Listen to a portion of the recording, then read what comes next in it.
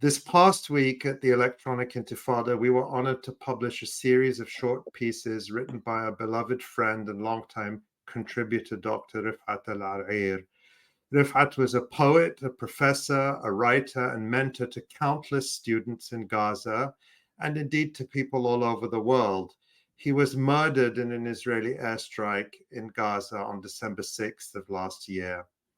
During the first episode of this live stream, broadcast on October 9th, viewers and listeners could hear the bombs exploding in the background as Refaat described why Palestinians insist on fighting for justice and liberation in the face of Israel's genocidal violence.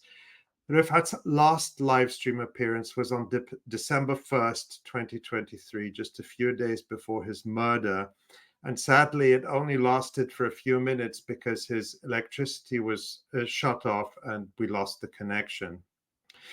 On April 26th of this year, Refaat and his wife Nusayba's eldest child, their daughter Shayma, was killed in an Israeli attack, along with her husband Muhammad Siam and their 3-month-old son Abdurrahman. Their baby was born after Refaat's death and was his first grandchild.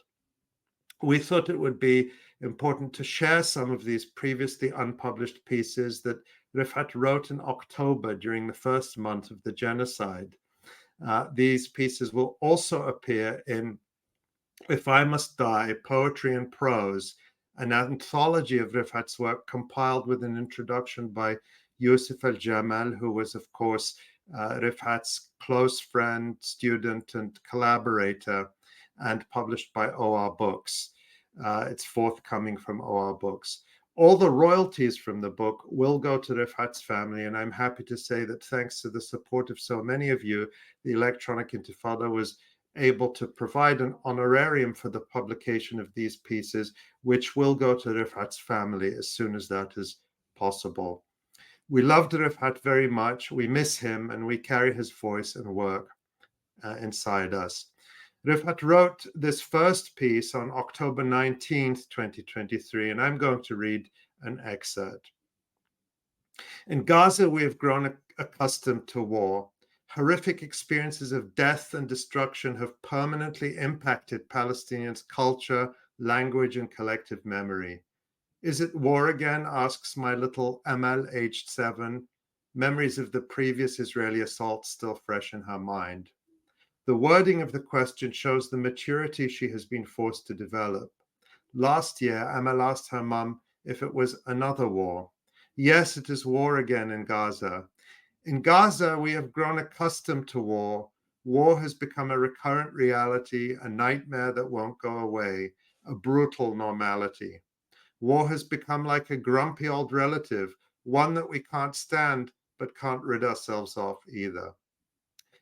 The children pay the heaviest price, a price of fear and non-stop trauma that is reflected in their behaviors and their reactions. It's estimated that over 90% of Palestinian children in Gaza show signs of trauma, but also specialists claim there is no post-war trauma in Gaza as the war is still ongoing. My grandmother would tell me to put on a heavy sweater because it would rain, and it would rain. She, like all Palestinian elders, had a unique sense, an understanding of the earth, wind, trees, and rain. The elders knew when to pick olives for pickling or for oil. I was always envious of that. Sorry, Grandma, we have instead become attuned to the vagaries of war. This heavy guest visits us uninvited, unwelcomed, and undesired, perches on our chests and breaths, and then claims the lives of many in the hundreds and thousands. A Palestinian in Gaza born in 2008 has witnessed 7 wars, 2008 to 2009, 2012, 2014, 2021, 2022, 2023A, and 2023B. And as the habit goes in Gaza, people can be 7 wars old or 4 wars old. My little Amal, born in 2016, now holds a BA in wars, having lived through 4 destructive campaigns. In Gaza, we often speak about wars in terms of academic degrees, a BA in wars, an MA in wars, and some might humorously refer to themselves as PhD candidates in wars. Our discourse has significantly changed and shifted. At night, when Israel particularly intensifies the bombardment, it's a party. The party has begun. It will be a horrific party tonight. And then there is the bag, capital T and capital B. This is a bag that is hurriedly prepared to contain the cash, the IDs, the birth certificates, and college diplomas. The aim is to grab the kids and one item when there is a threat of evacuation. The collective memories and culture of Palestinians in Gaza have been substantially impacted by these horrific experiences of war and death. Most Gazans have lost family members, relatives, or loved ones, or have had their homes damaged or destroyed. It's estimated that these wars and the escalations between them have claimed over 9,000 Palestinians. It was 7,500 when I started drafting this last week, and destroyed over 60,000 housing units. Death and war, war and death. These two are persona non grata, yet we can't force them to leave, to let us be. Thanks, Ali. And this piece was written on October 27th, 2023. Refaat titled it, What It's Like When Israel Bombs Your Building. I have 6 children, and so far we have survived 7 major Israeli escalations unscathed. We are an average family. My wife, Nusayba, is a housewife. I have 2 children in college, and my youngest child, Amal, is 7. In Gaza, Amal is already 4 wars old. We are an average family in Gaza, but we have had our fair share of Israeli death and destruction. So far, since the early 1970s, I have lost 20 and 15 last week members of my extended family due to Israeli aggression.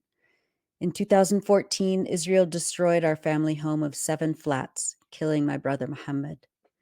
In 2014, Israel killed about 20 of my wife's family, including her brother, her sister, 3 of her sister's kids, her grandfather, and her cousin, and destroyed several of my in-laws' homes.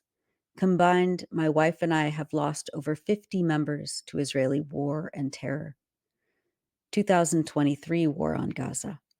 As the bombs fall and Israel targets sleeping families in their homes, parents are torn between several issues. Should we leave? But go where? When Israel targets evacuees on their way and targets the areas they should evacuate to. Should we stay with relatives? Or should our relatives stay with us, whose home is relatively safe? We can never be sure. It's been more than 75 years of brutal occupation and over 6 major Israeli military onslaughts in the past 15 years. And we have so far failed to understand Israel's brutality and mentality of death and destruction. And then there is the fear of what to do if, when we are bombed. We try to evade them. But how can you evade the bombs when Israel throws 3 or 4 or 5 consecutive bombs at the same home? The big question Palestinian households debate is whether we should sleep in the same room so that when we die together, or whether we should sleep in different rooms so some of us may survive. The answer is always that we need to sleep in the living room together. If we die together. No one has to deal with the heartbreak. So those are just excerpts of a series of pieces we published on the Electronic Intifada. You can go to our homepage and read it there. And again, they will also be included in the new book edited by Youssef El-Jamal about Refaat. And yeah. And we're hoping to have Youssef on in a few weeks to talk more about the book and other projects that commemorate and keep alive Refaat's work. And of course, as I mentioned, Youssef was a very dear and close friend of Refaat. So I know that editing this book and working on those other projects is very close to his heart, as it is to ours as well. Yeah, absolutely.